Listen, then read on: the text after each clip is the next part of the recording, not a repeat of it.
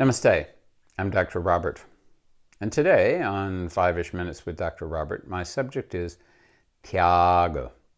Tyaga means renunciation.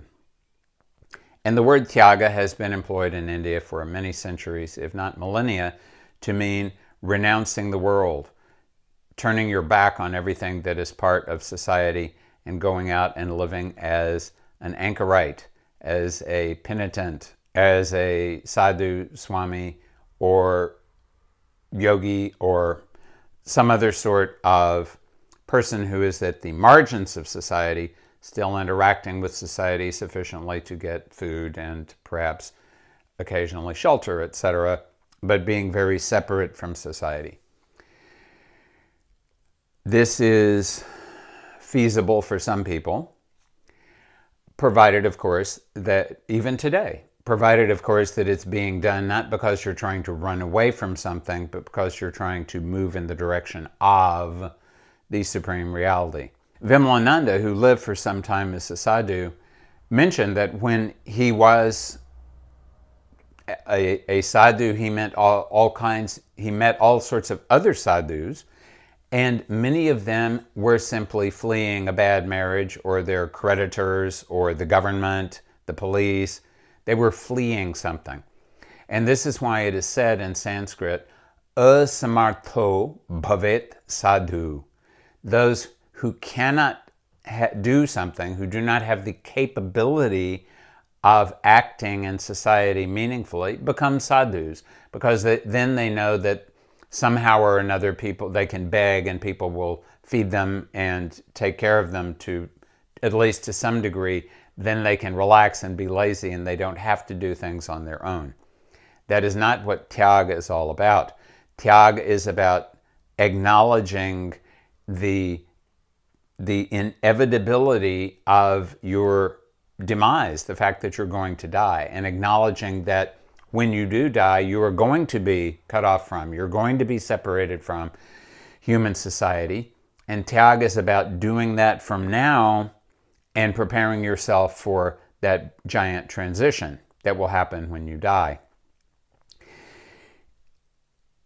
Lord Krishna in the Bhagavad Gita makes the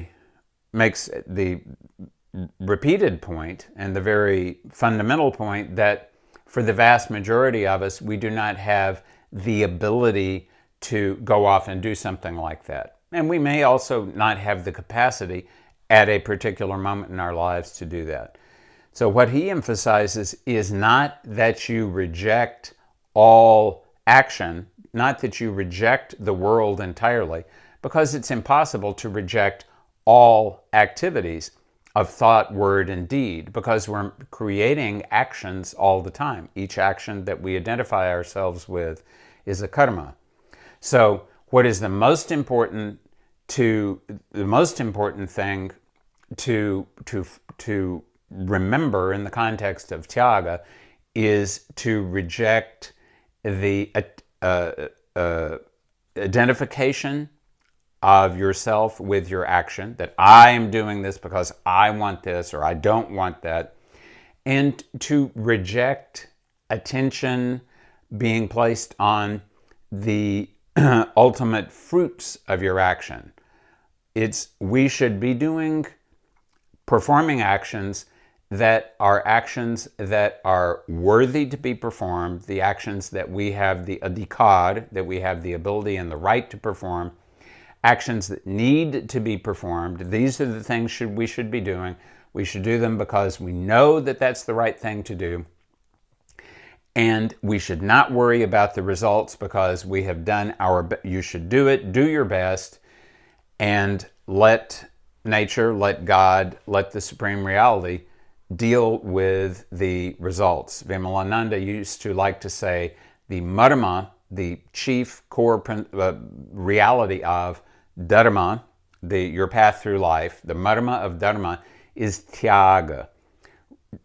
So your personal dharma is abandoning all the desires that you have been tenaciously holding on to, and following instead the path of attempting to do what you know you have to do and allow whatever nature wishes to provide to you to come to you.